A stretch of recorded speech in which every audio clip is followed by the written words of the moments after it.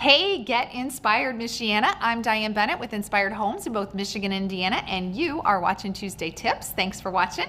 And today we're going to talk about 6 ways to wow with container gardens. So whether you are in a big house with a great big yard and you want to have some containers in your yard, or if you're in a little condo and you don't have a whole lot of space, like outside on your patio or even inside on a wall of your house, container gardens are a really cool way to have summer, fresh, beautiful plants in and around you. So things that you can do, number one, you're going to mix it up. And mixing it up would be enjoying some bold, dynamic colors, all different ones. And you want to consider a complementary color spectrum. That's a thing that you can do. But you also want to consider doing some layering. Add some foliage. Add some things that have different kinds of textures to them. And have all the different containers can be large enough to handle lots of plants all tightly together and packed like that.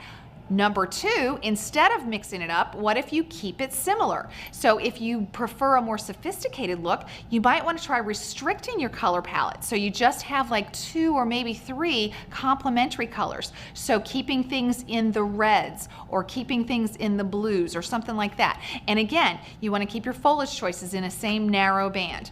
The third thing you can do is no color at all, and let's just focus on the foliage. It's possible to create some alluring container gardens with plants that are only for their attractive foliage. So some of them have some other colors in the spectrums, like greens, dark avocado to yellowy chartreuse, or reds with maroon, pink, and orange, or even blues with fescue and some varieties of sedum. Those are some different kinds of plants that you can get if you just focus on foliage. Here's the fourth tip: repeat, repeat. So actually, this is what my husband and I do in our own yard. I have several containers across the front garden, and I have the exact same pattern through all of them. So we have a spiky in the middle and some reds around, and then some yellows, and then some more reds, and then some drapey greens. So repeating that same pattern throughout our whole big garden is the thing that is fun for me. I like repetition. I like aesthetically pleasing, right?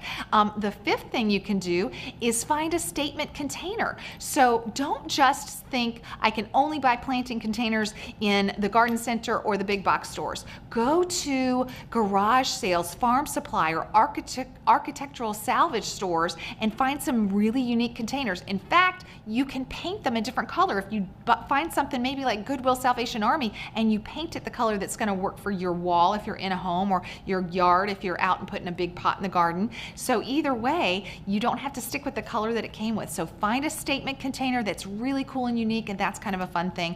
And the last, number 6, is if you climb the walls. So what you can do, this would be even like if you're doing an interior thing, or if you have a garden wall that you want to do, and you keep several containers attached to the walls, and you have they can all be like eye level. So that's kind of pretty cool if you're taking a vertical approach to your container gardening. If you keep things eye level and you have several containers, matching ones or a variety of ones, that's a fun way to climb the walls. So thanks for watching Tuesday Tips. Hopefully this has helped your summer gardening. And remember, 6 ways to wow with container gardens, because it inspired. We're all about you. Thanks for watching.